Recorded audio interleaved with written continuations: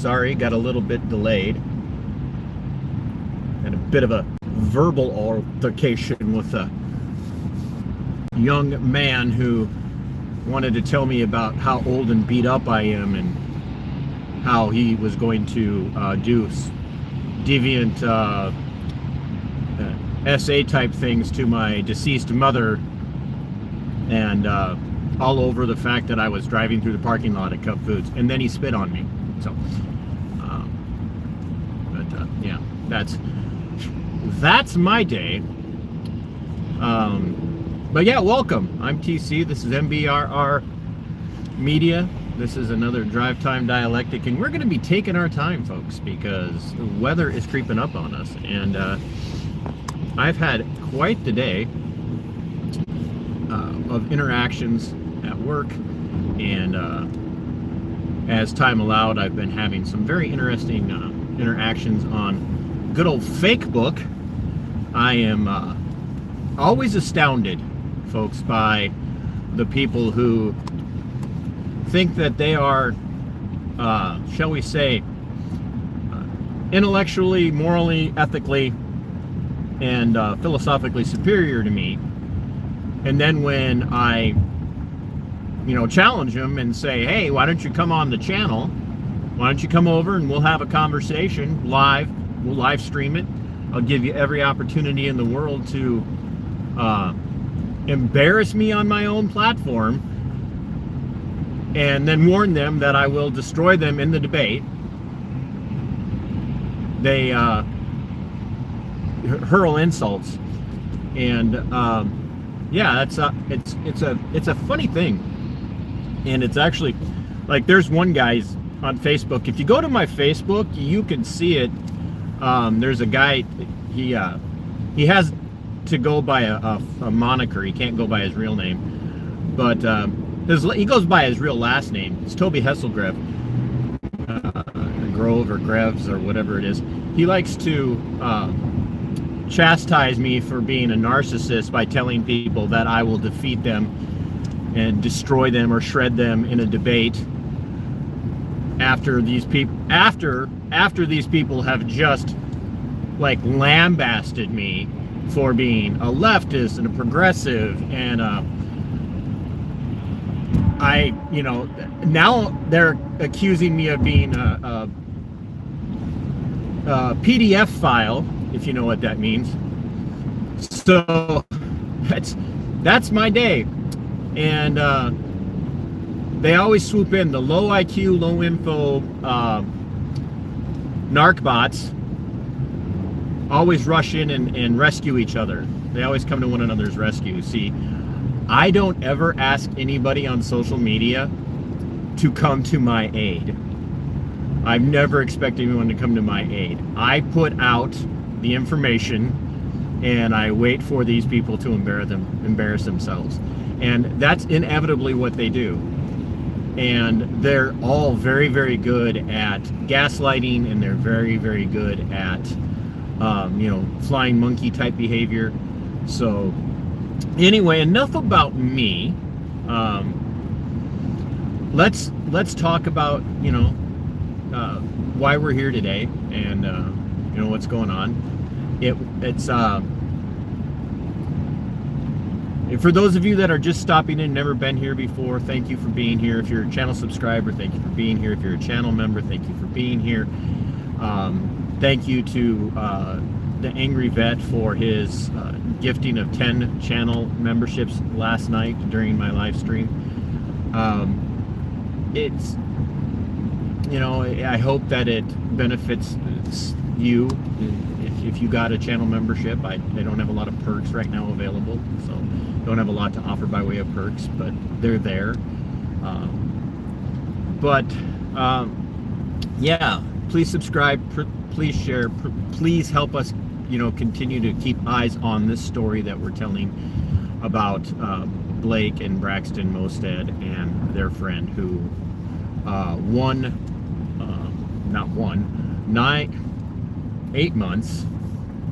8 months ago, they were mowed down in the middle of Highway 10 in Sherburne County by Minnesota State Patrol Trooper Ryan Moeser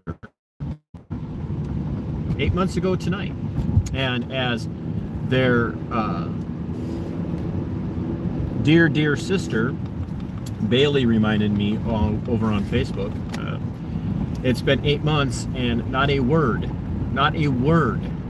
from the Minnesota State Patrol, not a word from Minnesota State Patrol Commander Colonel Christine Bogovic at all, not one single solitary word. And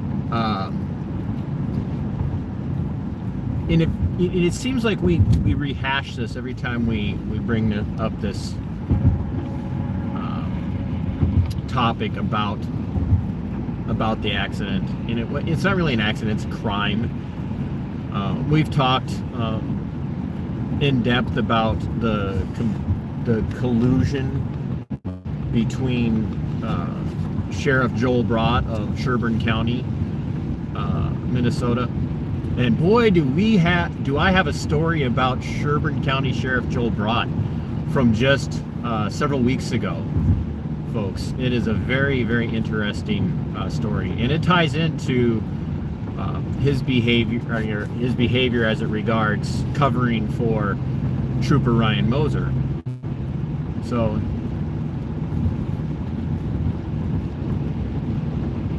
oh yeah, absolutely, Belusi.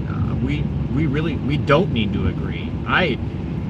That's the thing, is I don't put out information in hopes of everybody agreeing with me. I put out information. I put out my thoughts, my opinions on men like Trump and Walz and Biden and everyone else. I put that out there, and I enjoy intellectual interactions with people who want to come and actually engage on a philosophical level with me as it relates to those opinions that I share. And inevitably, so in the case of this person I was mentioning earlier, not Toby, but this Jeff and I think it's Jeff and Connie Wright, everything they do is name calling. You have Trump derangement syndrome, you're a coward, you support people who do SA, you are literally, like today they literally called me a PDF file. It's on and on and on. And those comments get ignored by the guys like this Toby Hesselgrev I told you about, who rush in and to insult me or use ad hominem fallacies and attack me for saying, hey, I'm offering you this opportunity to come on the platform and have this debate and embarrass me and prove your points. Prove how I'm a leftist. Prove how I'm not a patriot. Prove how I'm a coward. Prove how I'm a PDF file. Prove how I'm a Walz supporter, and on and on and on and on. And so I make it clear that I put this stuff out there publicly, and I still get people who say, oh, well, you're being a narcissist for saying that you're going to defeat them in a debate. It's not narcissistic to say that you're going to win the debate. Why bother having a debate if you don't think you're going to win? That's literally the dumbest thing in the world I've ever heard. And yeah, I do. I say it repeatedly, because I don't issue a challenge for a debate. I literally don't issue a challenge for a debate unless I'm convinced I'm going to win. You know? It's just the dumbest thing in the world to say that it's narcissistic to say you're going to shred somebody in a debate when you, like, what am I supposed to do? I'm going to have a debate, but I don't think I can win it. Oh my gosh, I'm a terrible person. But anyway, let's get back to Trooper Ryan Moeser. And so we're working on, and big shout out to Natalie. She is my researcher. She does everything voluntary for me. Folks, if I could afford to have somebody on payroll, it would be Natalie. I would pay this lady everything in the world that I could, because she pays for. I've had one other person do this, and that was in the case of the Kandiyohi County Deputy Chad Flatton,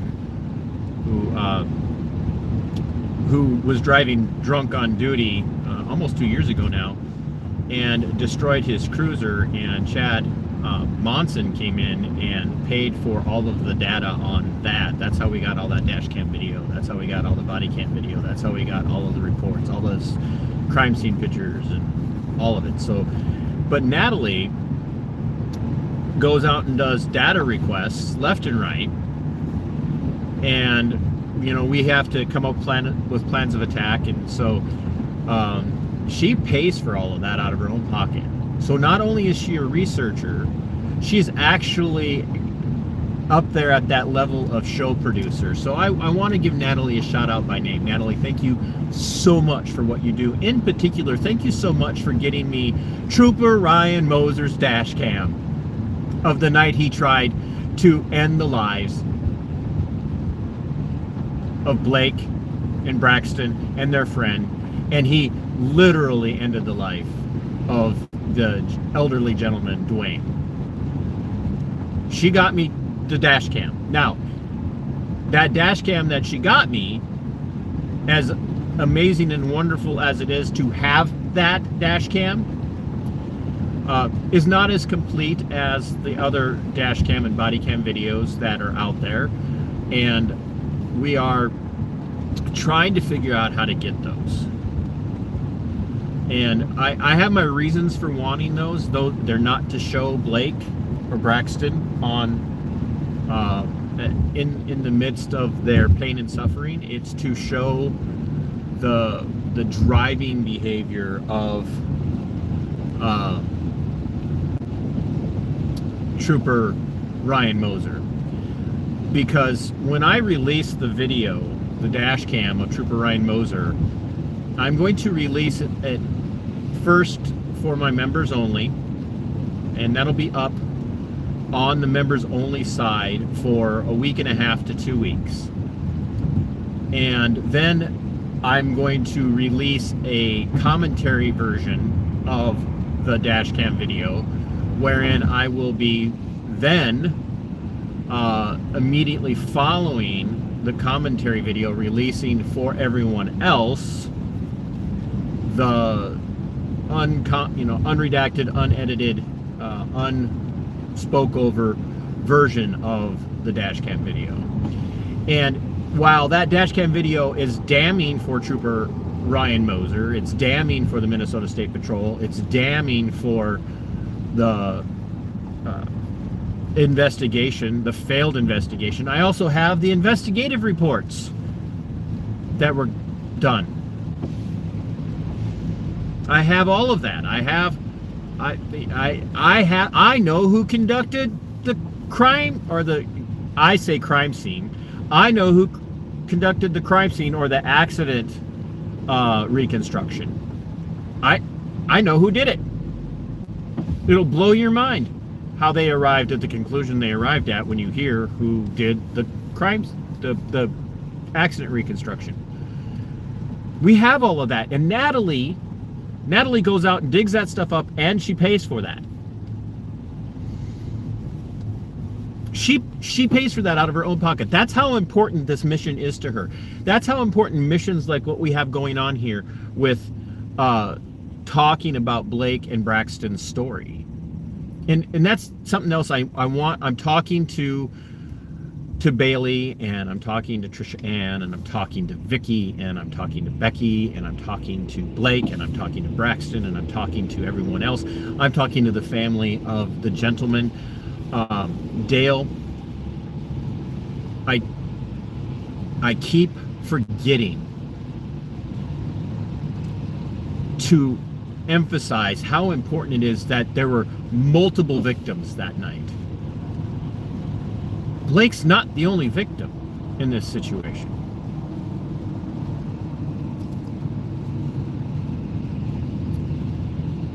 Bailey is a victim.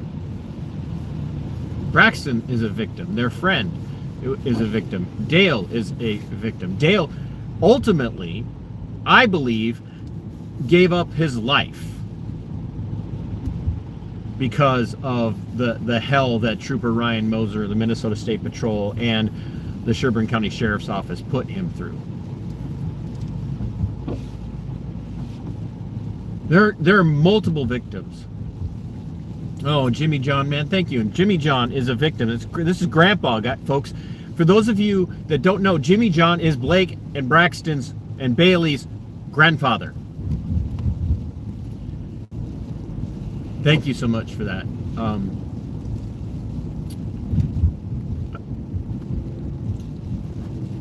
Folks, I don't tell these stories. I don't give accounts of these situations so that the people whose story I'm telling is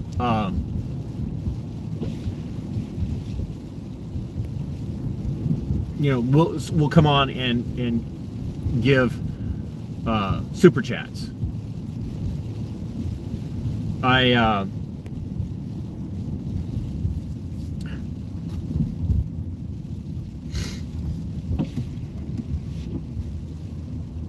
That's not why I do this.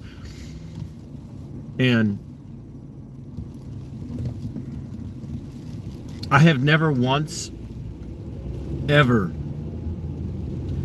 and there's somebody or somebodies, there are somebodies that are out there that are implying that I ask people to pay me to tell their stories.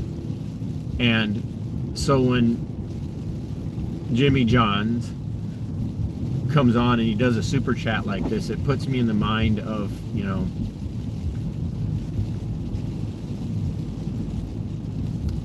I hope people understand that I have not once ever expected someone whose story I'm telling to pay me for the work that I do. Have I accepted, gifts from people when they want to give them? Yeah. And so Jimmy John,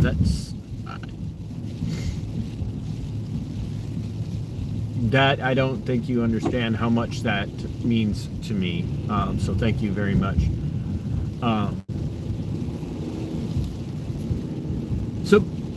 But Jimmy Johns is a perfect example of this wonderful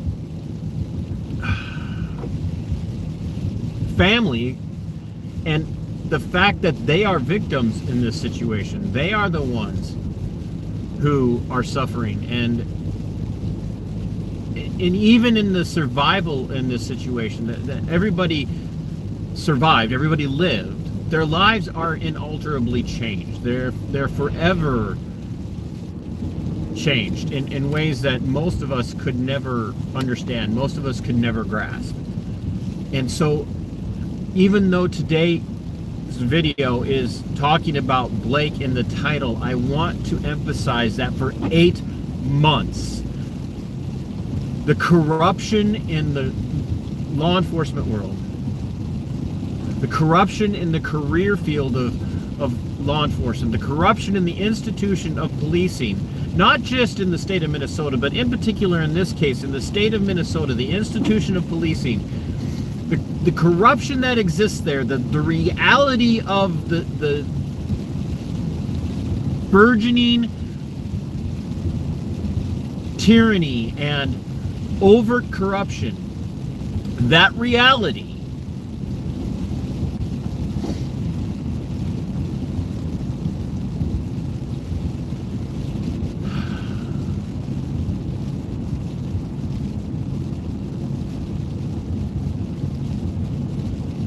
has made victims of countless individuals in just the case of Ryan Moeser and his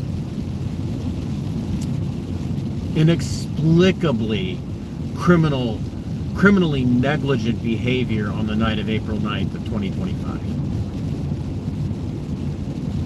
And they have continued to victimize this family. Now, I don't want to refer to them solely as victims, because what I see are warriors. Right? If you ever get a chance on Facebook to follow Jimmy John, and I don't say things like this very often, but Jimmy John's better half, and he'll tell you in the chat that she is definitely his better half.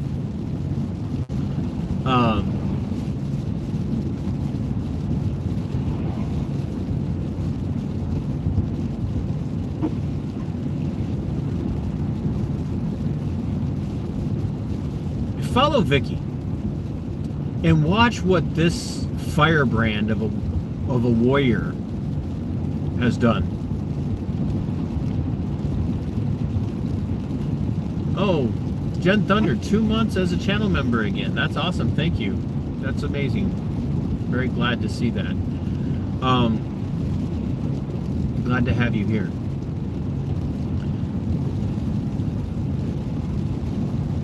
But Vicky's a warrior. She's a firebrand. This woman, she has gone out and she has petitioned politicians to come and hear the story. And and the problem with, I don't want to say the problem with politicians in this case, because it's not a problem, but the problem with trying to get politicians involved in these stories is that Minnesota law doesn't allow politicians to meddle in affairs like this. They can't go and officially put any pressure on anyone. All they can do is say, hey, look, I'm for telling your story. I'm all about hearing what you have to say. I'm all about bringing reform, and that's great, because you don't want politicians to be able to interfere in legal issues. You really don't, because that will never end well. It will not end well. Politicians having the power to involve themselves in legal issues, whether through criminal side or the civil side, will just result in politicians abusing the crap out of their power. And we already have enough people abusing their power politically and governmentally.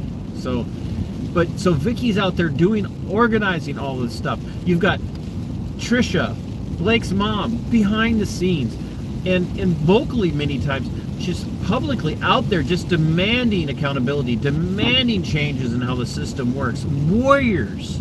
Blayke is a warrior. The kid is, I don't have heroes, but it's as close as you can get. Literally, Blayke is as close as...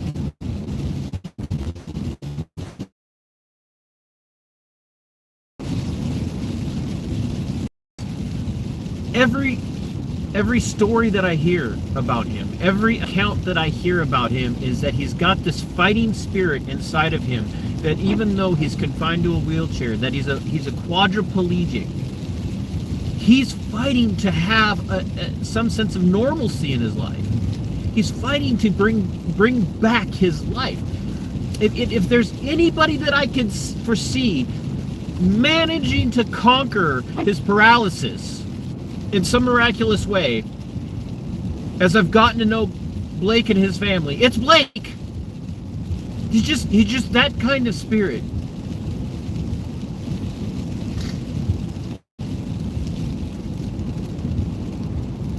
And I'm just overwhelmed. I'm overwhelmed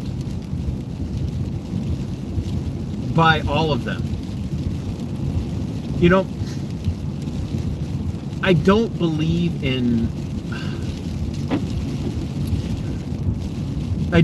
coincidences per se. There are some odd coincidences out there. Things that are seemingly coincidental. But I will tell you that as much as I'm theologically I'm Reformed, I'm a Calvinist. I talk about this off and on, on a semi-regular basis, I should say. And I believe that God orchestrates for believers. He orchestrates all the things that happen to us. We read this in Romans 9, that for Christians, all things that occur are meant by God to be for our good. And that's an overwhelming, like, that's a hurdle for a lot of Christians to overcome, let alone people on the outside of Christianity looking in going, wait a minute, you're telling me that this one-off passage in Romans chapter 9, Paul is writing to the church in Rome, he says, now, and I'm paraphrasing,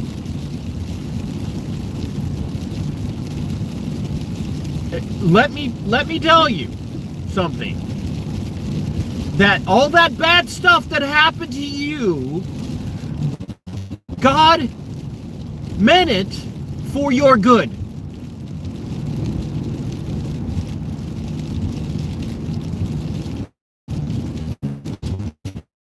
Is the God TC believes in. God brings about the bad things in our lives to work to our good, for God's glory, for His purposes, for the benefit of His called out ones, the ecclesia. That's literally the Greek word for His called out ones. That's the Greek word for all believers, the ecclesia. And it means those that He has called out. Not for a particular task in the sense of, oh, well, I call out pastors, or I call out prophets, or I call out teachers. Literally, every believer has been called by God to be a believer, and then He allows and brings things and orchestrates things into your life, good and bad,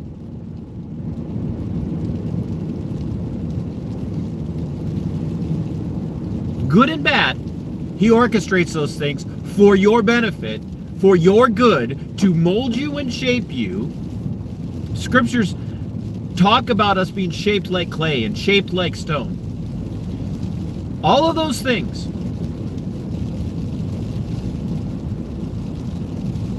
are for our good, for our benefit, at the hands of God, so that we give glory to Him and that we can benefit others. And I told Bailey this going on 2 weeks ago.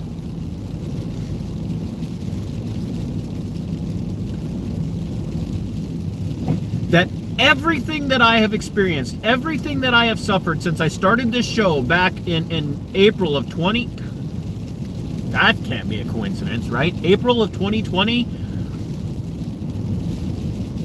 April of 2020, 5 years before I had any idea who Blayke Mostad was, any idea who Braxton was, any idea who Trisha was, any idea who Jimmy Jones was, any idea who Vicky is, any idea who any of their friends and any of their families were, and no idea who Bailey was. 5 years ago, I started this endeavor so that within less than a month and a half,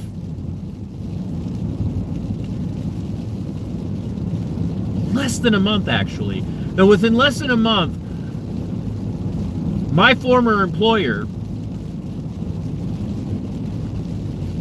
would begin their assault on my freedom, begin their assault on my liberty, begin their assault on my ability to have free expression.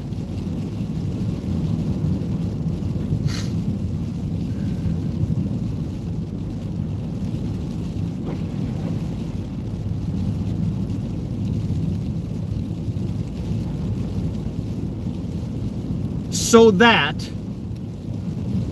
in May of 2025, all the hell that Olmsted County Sheriff's Office Sheriff Kevin Torgerson and Chief Deputy Brian Howard and Albert Lee City Attorney Kelly Don Martinez and Albert Lee Chief of Police J.D. Carlson and all these other people who all came after me, all of that was not about me. It was so that in May of 2025, 5 years after I started my show, 5 years after I started my channel, 5 years after basically all of the crap started, I could be there to meet the people who needed a voice. See, it's not about me. And there were so many times I'm asking myself, God, why? Why? Why am I going through this? What did I do wrong? Why is this happening to me?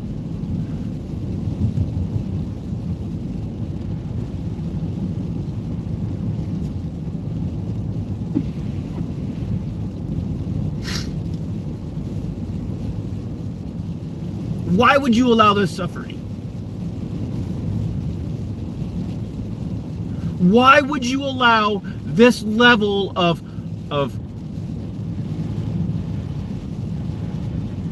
potential loss?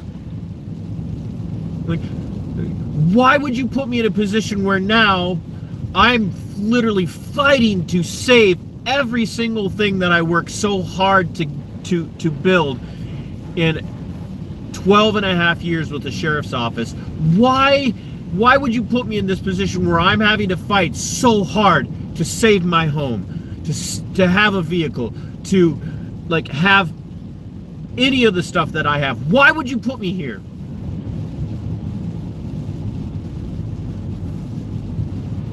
Why would you do this to me?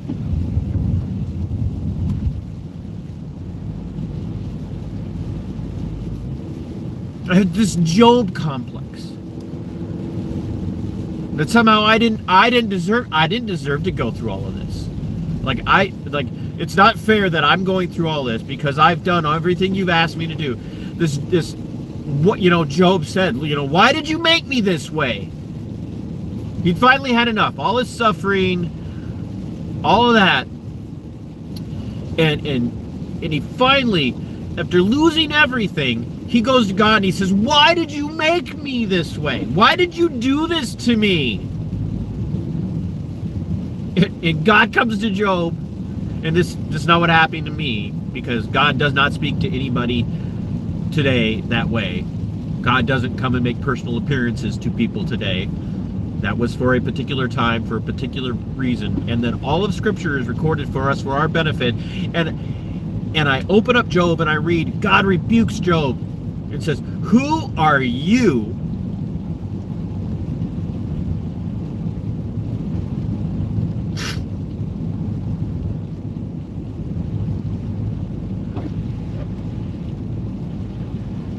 to complain about me and what I'm doing? Does were you there? Were you there when I formed the world with my hands? Were you there when I shaped the world, when I breathed life into existence? Were you there for that, Job? Were you there? Were you there? Did you, all of these things that you have that you've now lost, who gave those to you?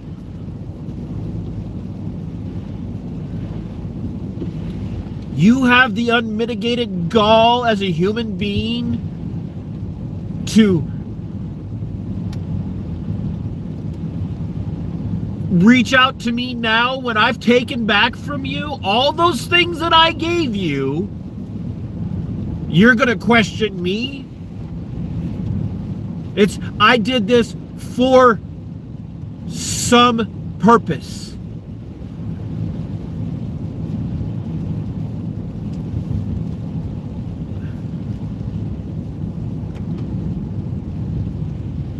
I did this.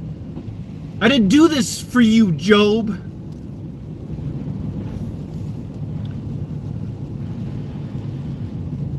Job, this was never about you. I never did this for you, Job. This was never, ever, ever, ever about you. You are a creation. I am the potter, you are the clay, and everything that I've done, everything I've given you has always been about something else. It was never about you. And Just in the last weeks, days, I have been having this struggle over and over and over again. And it's when it dawned on me.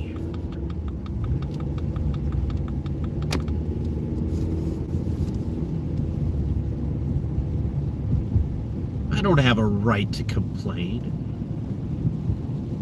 All of this will have been worth it if I can be there and help one family. If only it is Blake's and Braxton's and Bailey's.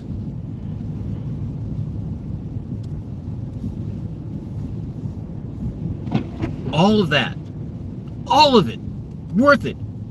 If I lose everything, if I lose my home, if I lose a car, if I lose a job, all of it worth it. As much as it's gonna suck if that happens, it's been about helping tell Blake's story. Because that's all I have. I don't have anything else. I can't do anything for anyone else.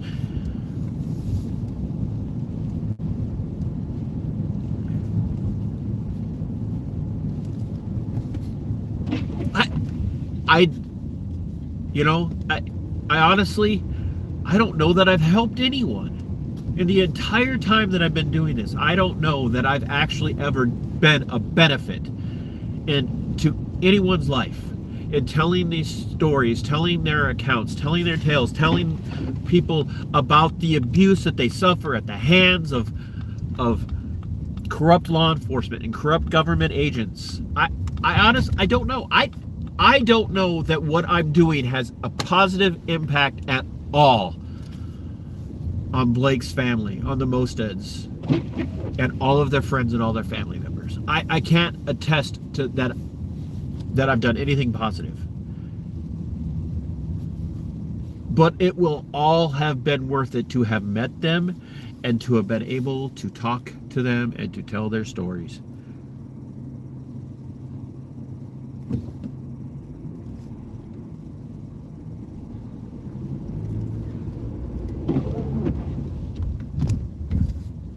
If I die tonight, it will all have been worth it.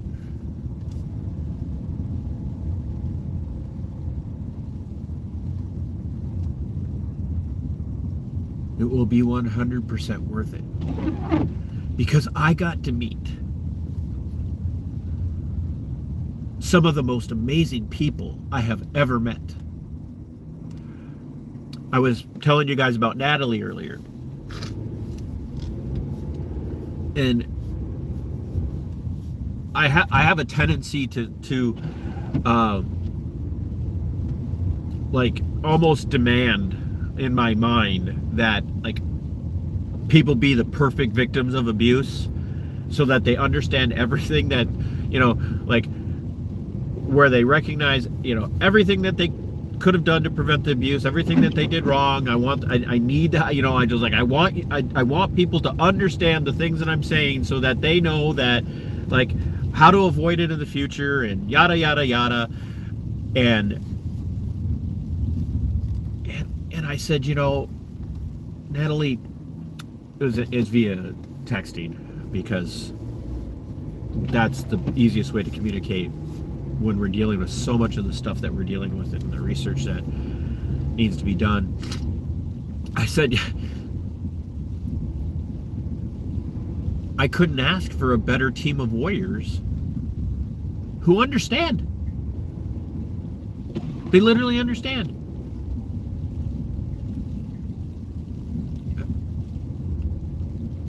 Bailey gets it.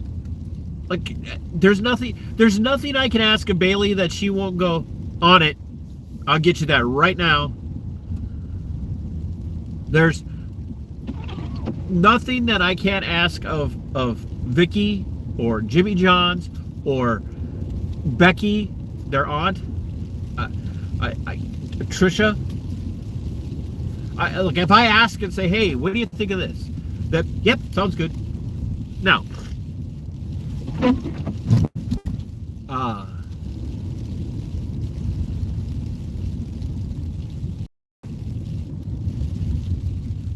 I have a different perspective on some things than others about how we should go about raising awareness to Blayke's story in the wider world.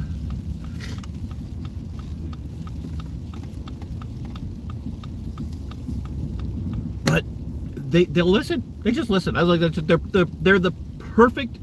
When I say the perfect victims, I don't mean like they created this environment for themselves. Nope. They're perfect for the storytelling. Because they just, and that's not to take away from all the others whose stories I've told, but it's just there's just this perfect convergence, this perfect confluence of streams that I feel so terrible for their family, while I'm wallowing in my own self-pity about why am I suffering this way, and now I gotta look over here and I gotta see them and go, you are a whiny little twerp. Shut your damn whiny mouth and get back about the work that you're supposed to be doing. Because these people, they understand the loss. They understand the pain.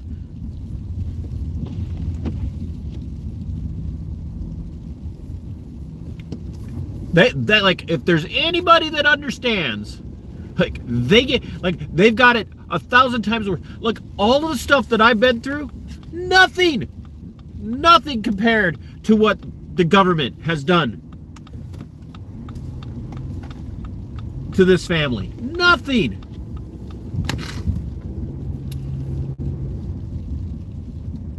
So what right do I have to complain? 8 months in to the nearly fatal, I'll say fatal because I believe Ryan Moeser killed Dale. I believe his actions that night killed Dale. I genuinely am 100% convinced that Ryan Moeser killed Dale. I feel no guilt and no compunctions saying that. I believe that he killed Dale.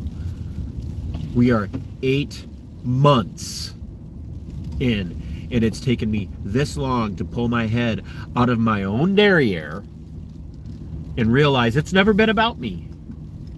It's never been about me. It's always been, in this particular case, it's always been about being there for Bailey and Trisha and Blayke and Braxton and Vicky and Jimmy Johns and Sarah and Becky. It's always been about them. And I have no right to complain about the things that I'm experiencing or the stuff that I'm going through. None. So even with people out there saying horrible things about me and accusing me of being all these things, it was people being out there saying that I expect people to give me money to talk about their stories. All of that, these lies, these rumors, the stuff that's meant to disparage me, the stuff that's meant to make me look bad, and I don't know why these people would want to discredit me like that. I've never done anything to hurt any of these people. It's never been about me. It's been about remaining on task with this family, for this family, for their story, for their good.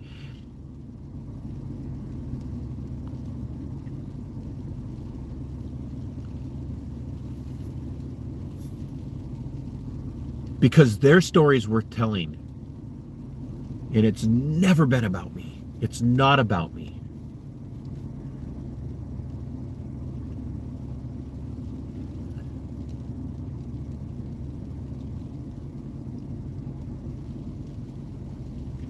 And I am so sorry that I can't do more. I'm going to keep doing what I do. I'm going to keep working on it, but I am so sorry that I can't do more. I'm sorry. I can't get results for any of the stories that I'm talking about right now. I can't do anything for Caden and Kaylin and Baby Haven. I can't, it's like nothing I can do. I can't change any of this. I can't make it better. I could just tell the story. I can't do anything for the young man in Cass County who disappeared 5 years ago. I can't do anything for them. I can't do anything for Pam. I can't do anything for Marcy. I can't do anything for any of these people. And so, like, all I can do is the best that I have, and the best that I have is continue to ask you guys to help me continue to put pressure on these wicked and corrupt public servants who put people in these positions. And in particular, in this case, to remind everyone that, one, there are people out there who fight no matter how bad things are.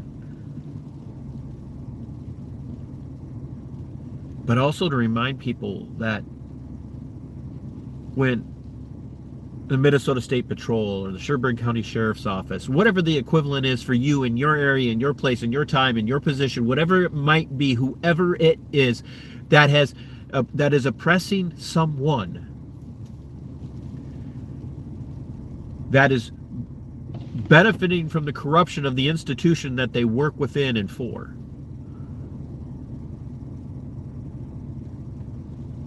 For all the Ryan Moesers out there in the world who are getting away with literal attempted homicide,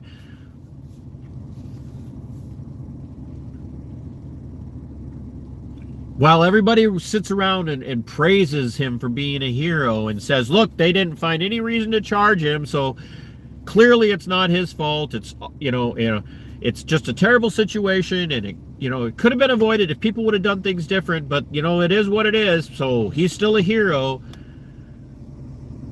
All of that,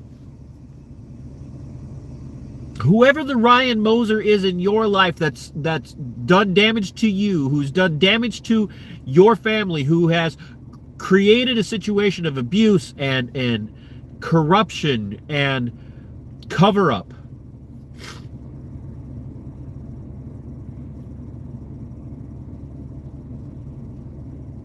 whoever those people are in your life, whoever the Ryan Moeser is, whoever the Sheriff Brought is, whoever the Christina Begovic is, whoever the Dakota County attorney is in your life that's allowing this corrupt system to abuse you, be like Blayke. Be like Braxton. Be like Trisha. Be like Bailey. Be the fucking warriors that help build this country and make it great. I got a little coarse. I'm sorry. Fight for the love of God. Fight. Fight back. Don't tuck your tail between your legs and go away because you don't think the system can be changed. Change the damn system. Because if you don't work to change it, if you don't work to take it on where you are, in the capacity that you're in,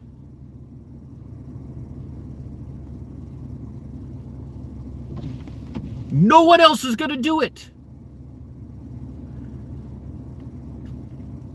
Who else is going to fight for Blayke? Who's going to fight for Trisha? Who's going to fight for Braxton? Who's going to fight for Bailey? Who's going to fight for them? They've got to fight for themselves now so that they can change the system going forward so that this doesn't happen to somebody else. So get off your ass and fight. And you find people who need warriors alongside of them, and then you get out and you fight with them.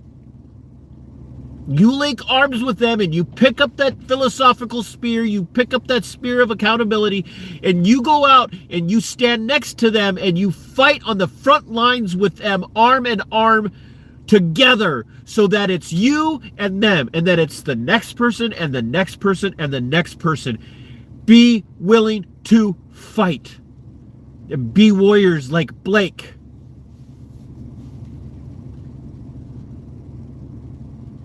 Because on this side of eternity, you may never know who you're impacting. You may never know if you impacted anyone. When this is all said and done, I am going to go away. No one's going to remember me.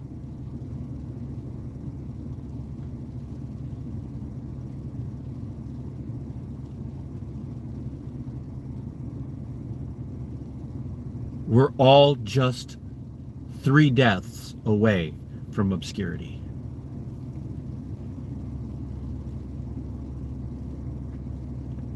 So be warriors today. Fight today to change a system for tomorrow, so that the people that are fighting tomorrow have an easier fight then to change the system for next week, next month, next year, next decade, next century, next millennia. It doesn't matter how overwhelmed you feel. It doesn't matter how hard it might seem. Do something now while you have a voice. While you can.